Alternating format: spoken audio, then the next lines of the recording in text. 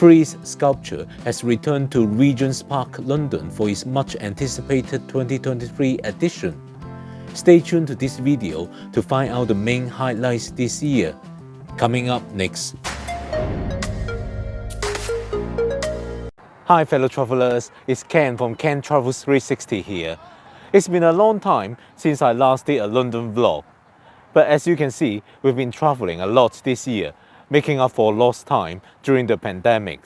However, it's that time of the year, and it's one of my favorite events in London. So we're here at Regent's Park again for Frieze Sculpture 2023 edition.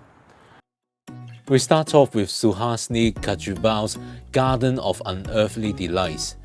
These two cat-eye sculptures look so realistic, it's hard to imagine that they're actually made of bronze. The next sculpture was created by Inka Shonibare, and it was born out of his fourth plinth commission, Nelson's Ship in a Bottle, for Trafalgar Square in 2010. The sculpture represents the Dutch wax batik fabric that was used for the ship's sails. The next one, called Unfolding Silence, is located in a small grove away from the main path. When you get to the font in the grove, you will find an ear. Amy Stevens' Waking Matter is assembled from a piece of surplus marble and is presented to us, the viewer, as an object of stability. The artist acquired the piece of marble from a quarry in Tuscany and bonded it with a modern steel pedestal. The next installation is called The Debate, and it consists of two ducks and an oversized egg.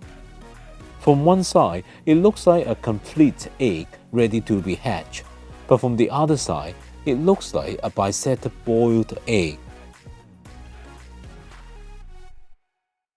This is Sark Always the Mothership Connection.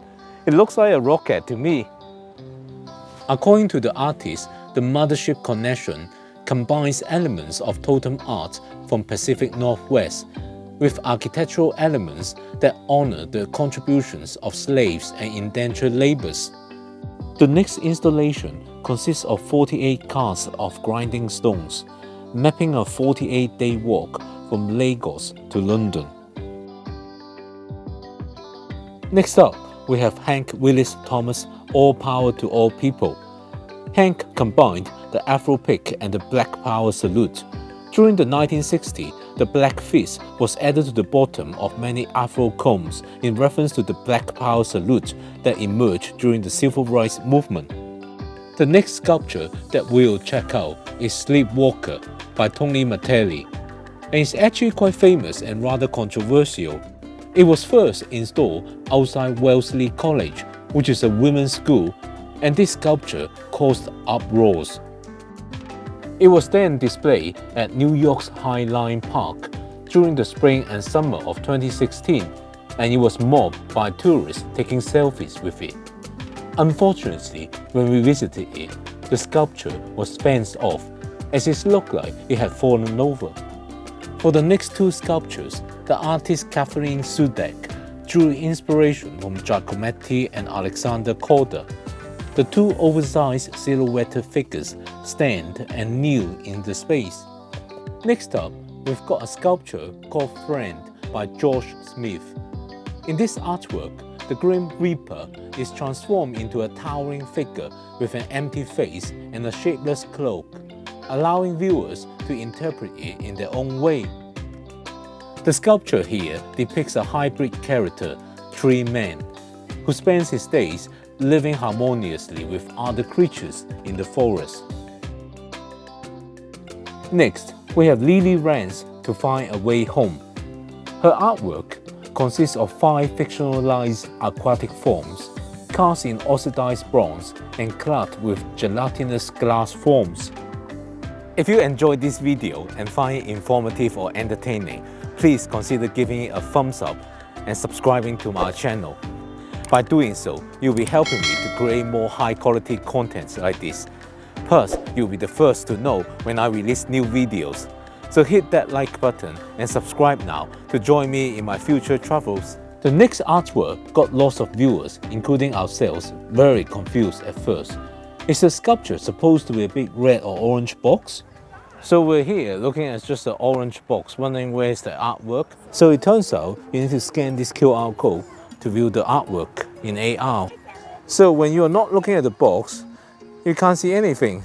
But as Steve rotates towards the box, you can see the artwork. There you go. Near the end of the sculpture trail, you'll find this work, My Body, My Choice by Ghada Amer.